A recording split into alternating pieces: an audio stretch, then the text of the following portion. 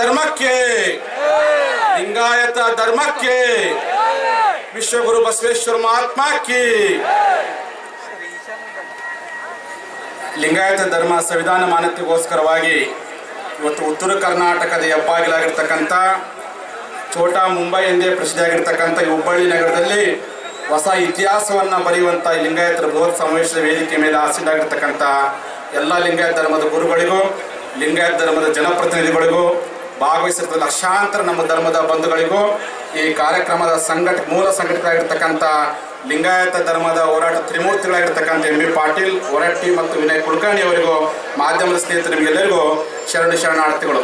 ಬಹುತೇಕ ಹುಬ್ಬಳ್ಳಿ ನಡೆಯುವಂಥ ಸಮಾವೇಶ. ಹುಬ್ಬಳ್ಳಿ ಅಂತಂದರೆ ಒಂದು ಕಾಲದಲ್ಲಿ ಒಂದು ಮಾತಿತ್ತು, ಹುಬ್ಬಳ್ಳಿ ಒಳಗೆ ಯಾವತ್ತೂ ಸಹ ಮನುವಾದಿಗಳ ಅವನೇ ತುಂಬಿಕೊಂಡಿತ್ತು. ಇಲ್ಲಿ ಯಾವತ್ತೂ ಸಹ ಕೋಮುವಾದಿ ಮಾತಾಡೋದ್ರ ಮೂಲಕವಾಗಿ ಇಲ್ಲೇ ಒಂದು ಕಡೆ ವೈದಿಕ ಮನಸ್ಸುಗಳು ಈ ಧಾರವಾಡ ಜಿಲ್ಲೆಯಲ್ಲಿರ್ತಕ್ಕಂಥ ಬಹುಸಂಖ್ಯಾತ ಲಿಂಗಾಯತರ ಮೇಲೆ ತಮ್ಮದೇ ಆಗಿದ್ದ ಪ್ರಭಾವ ಬೀರಿದ ಮೂಲಕವಾಗಿ ಇಲ್ಲಿವರೆಗೂ ಹುಬ್ಬಳ್ಳಿ ನಗರದಲ್ಲಿ ವೈದಿಕರ ಹವ ತುಂಬಿಕೊಂಡಿತ್ತು. ಇವತ್ತು ಲಿಂಗಾಯತರ ಸಮಾವೇಶದ ಮೂಲಕವಾಗಿ ಇನ್ಮೇಲೆ ಅವರ ಹವ ಕಿತ್ಕೊಂಡೋಗಿದೆ, ಲಿಂಗಾಯತರ ಹವ ಬಂದಿದೆ. ಇದು ಜಗತ್ತಿನಾದ್ಯಂತ ಹುಬ್ಬಳ್ಳಿ ಮೂಲಕ ಒಂದು ಸಂದೇಶವನ್ನು ಕೊಟ್ಟಿದೆ ಅನ್ನುವಂಥ ಸಂದೇಶವನ್ನು ಈ ಮೂಲಕವಾಗಿ ಇಚ್ಛೆ ಪಡ್ತಿದ್ದೀನಿ. ಹುಬ್ಬಳ್ಳಿಯಲ್ಲಿ ಸಮಾವೇಶ ಮಾಡೋದು ಬಹಳ ಕಷ್ಟ. ಬಹುತೇಕ ವಿನಯ್ ಕುಲಕರ್ಣಿ ಅವರು ಹೊರಟ್ಟಿ ಅವರು ಈ ಹೋರಾಟಕ್ಕೆ ಈ ಒಂದು ಜವಾಬ್ದಾರಿಯನ್ನು ಉತ್ಕೊಂಡು ಹೋಗಿದ್ರೆ ಬಹಳ ಕಷ್ಟವಾಗಿತ್ತು. ಅವರಿಬ್ಬರು ಧೈರ್ಯಶಾಲಿಗಳಿದ್ರು, ಮನುವಾದಿಗಳೆಲ್ಲ ಕುತಂತ್ರ ಅವ್ರಿಗೆ ಗೊತ್ತಿತ್ತು. ಏಟಿಗೆ ಎದುರೇಟನ್ನು ಕೊಟ್ಟು ಹುಬ್ಬಳ್ಳಿಯೊಳ ಲಿಂಗಾಯತರು ಯಾವತ್ತೂ ಸಹ ಶೂರರು ಧೀರ ಅನ್ನೋದನ್ನು ತೋರಿಸ್ಕೊಡೋದ್ರ ಮೂಲಕವಾಗಿ ಈ ಸಮಾವೇಶವನ್ನು ಯಶಸ್ವಿಗೊಳಿಸುವ ಕೆಲಸವನ್ನು ಅವರೆರಡು ಸಹ ಮಾಡಿದ್ದಾರೆ. ಹುಬ್ಬಳ್ಳಿ ಧಾರವಾಡ ಜಿಲ್ಲೆ ಅಂತಂದ್ರೆ ಲಿಂಗೈಕ್ಯ ಮೊದಲ ಸಾಮಾಜಿಕ ನ್ಯಾಯದ ಅಧಿಕಾರಿಯಾಗಿರ್ತಕ್ಕಂಥ ಸರ್ ಸಿದ್ದಪ್ಪ ಕಂಬಳಿ ಜನ್ಮ ಕೊಟ್ಟಂಥ ಭೂಮಿ ಹುಬ್ಬಳ್ಳಿ. ಲಿಂಗೈಕ್ಯ ಪಕ್ಕದಪ್ಪ ಗುರಪ್ಪ ಅಳಕಟ್ಟರಿಗೆ ಜನ್ಮ ಕೊಟ್ಟಂಥ ಭೂಮಿ ಹುಬ್ಬಳ್ಳಿ. ಅಷ್ಟೇ ಅಲ್ಲ, ಸಮಾಜವಾದಿ ಚಿಂತಕನಾಗಿರ್ತಕ್ಕಂಥ ನಿರ್ಗಂಗೈ ಪೂಜಾರಿಗೆ ಜನ್ಮ ಕೊಟ್ಟಂಥ ಭೂಮಿ ಹುಬ್ಬಳ್ಳಿ.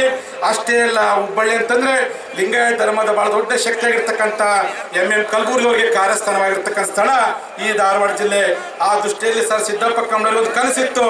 ಎಂತ ಕನಸಿತ್ತಪ್ಪ ಅಂದ್ರೆ ಲಿಂಗಾಯತ ಧರ್ಮೀಯ ಬಡ ಹೆಣ್ಮಕ್ಕಳು ಹೊಲಕ್ಕೆ ಹೋಗಿ ಕುರುಪಿ ಹಿಡ್ಕೊಂಡು ಕುಡುಗೋಲು ಹಿಡ್ಕೊಂಡು ಕಳೆ ತೆಗೆದನ್ನು ನೋಡ್ತಾ ಇದ್ರಂತ ಸಿದ್ದಪ್ಪ ಕಂಬಳಿಯವರು ಒಂದು ಮಾತು ಹೇಳ್ತಾರೆ, ನಾ ಹುತ್ತೀವಿ, ನಾ ಬಿತ್ತೀವಿ, ನಾ ಬೆಳಿತೀವಿ, 2% ಇರ್ತಕ್ಕಂಥ ಜನ ಈ ದೇಶ ನೀವು ಒಳಕತ್ತೀರಿ.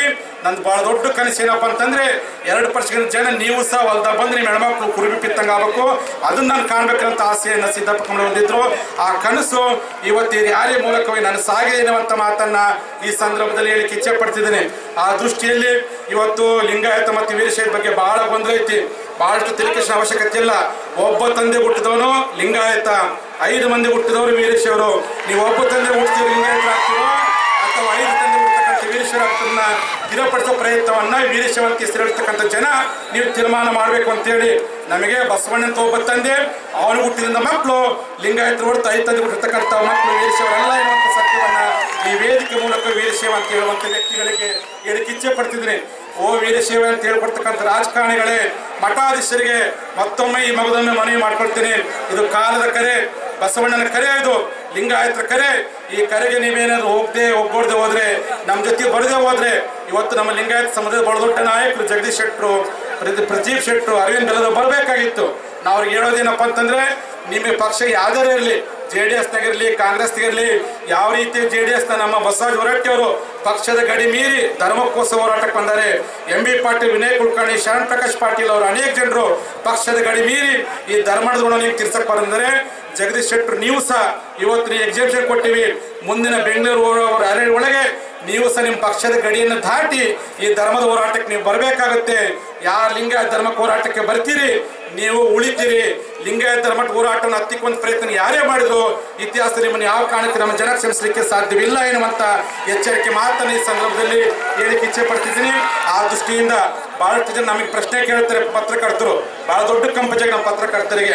ಕೆಲವು ಗುರು ಪರಂಪರೆ ಮಠಾಧೀಶರು ಬಸವ ತತ್ವವನ್ನು ಹೇಳ್ತಾರೆ, ಕೆಲವು ವಿರಕ್ತ ಪರಂಪರೆ ಮಠಾಧೀಶರು ವೀರಶೈವ ಹೇಳ್ತಾರೆ. ನಮ್ಮ ಜೊತೆ ಇರ್ತಕ್ಕಂಥ ವೀರಶೈವ ವಿರಕ್ತ ಪರಂಪರೆಯ ಉಂಡೂರಿಗೆ ಮತ್ತು ಆಳ್ಕೇರಿ ಸ್ವಾಮಿಗಳು ವೀರಶೈವ ಅಂತ ಹೇಳ್ತಾರೆ.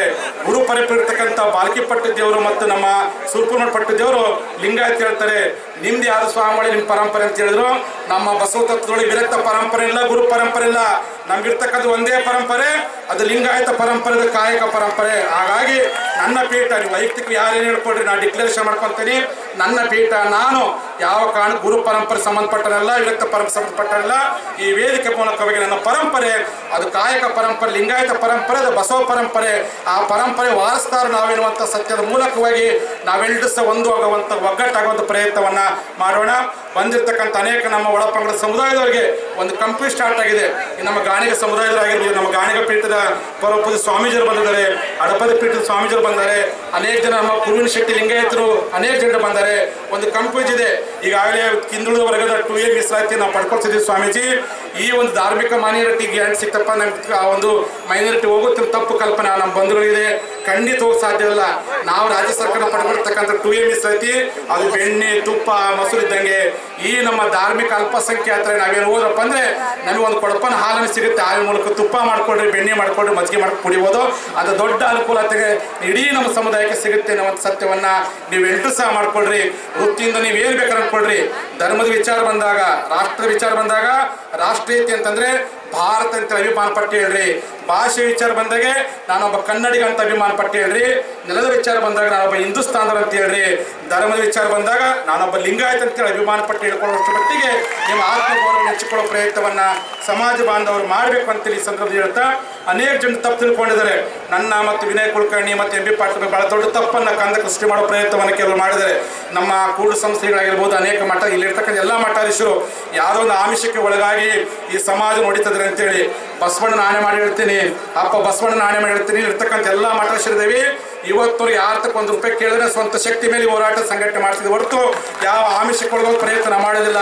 ಆ ದೃಷ್ಟಿಲ್ಲ ಯಾರು ಆರೋಪ ಮಾಡೋ ವ್ಯಕ್ತಿಗಳು ಆರೋಪ ಮಾಡ್ತಾರೆ, ಅವಮಾನ ಮಾಡ್ತಾರೆ, ಇನ್ನೂ ಭಾಳ ಅಂದ್ರೆ ಬೈತಾರೆ. ನಾನು ಅದಕ್ಕೆ ಹೇಳ್ತೇನೆ, ಬುದ್ಧನ ಧರ್ಮದ ಪ್ರಚಾರ ಮಾಡಕ್ಕೆ ಅವ್ರ ಶಿಷ್ಯರು ಕೇಳ್ತಾರೆ, ನೀನು ಪ್ರವಚನ ಮಾಡ್ಕೋದ್ರೆ ಏನು ಮಾಡ್ತೇವೆ, ಬೈದ್ರೆ ಬೇಕಾದ್ರೆ ಹೊಡೆದಿಲ್ಲ ಅಂತ ಪ್ರವಚನ ಮಾಡ್ತೀನಿ, ಹೊಡೆದ್ರೆ ಏನು ಮಾಡ್ತೇವೆ, ಹೊಡೆದ್ರೂ ಪರವಾಗಿಲ್ಲ, ಅತ್ತೆ ಆದ್ರೂ ಪರವಾಗಿಲ್ಲ, ನಾನು ಧರ್ಮಕ್ಕೋಸ್ಕರ ಮಾಡ್ತೀನಿ ಅಂತ ಹೇಳ್ತಾರೆ. ಹಂಗೆ ಲಿಂಗಾಯತ ಧರ್ಮ ಇರತಕ್ಕಂಥ ನಾವೆಲ್ಲ ಮಠಾಧೀಶರು ಇವತ್ತು ನಾವೆಲ್ಲ ಸ್ವಲ್ಪ ಶಕ್ತಿ ಮೇಲೆ ಪರಪೂಜೆ ನಾಗದೂರು ಮಹಾಸ್ವಾಮೀಜಿಯವರು ಬೆಂಗಳೂರು ಸ್ವಾಮೀಜಿ ಮಾಡಿದಾಗ MB ಪಾಟೀಲ್ ಅವರಿಗೆ ಸಾಕಾರ ರೂಪದಲ್ಲಿ ಏನಾದ್ರು ಸಹಾಯ ಮಾಡಬೇಕು ಹೋದ್ರೆ ₹1 ಇಸ್ಕೊಳ್ಳಿಲ್ಲ. ಇದು ನಮ್ಮ ಧರ್ಮದ ಕೆಲಸ. MB ಪಾಟೀಲ್ ದುಡ್ಡು ನಿಮ್ಮ ವಾಪಸ್ ತಗೊಳ್ರಿ ಅಂತ ಹೇಳಿದ್ರು. ಇಂಥ ಒಂದು ಧೀರರು, ಶೂರರು, ವೀರರು, ಸ್ವಾಭಿಮಾನಿಗಳು ಇರ್ತಕ್ಕಂಥ ಎಲ್ಲ ಪೂಜನ ಸತ್ಯವನ್ನ ಯಾರು ಆರೋಪ ಮಾಡುವಂಥ ವ್ಯಕ್ತಿಗಳಿಗೆ ಎಲ್ಲ ಬಸವಣ್ಣ ಸಂತತಿಯರು, ರಾಣಿ ಚೆನ್ನಮ್ಮ ವಂಶಜರು ನಾವು.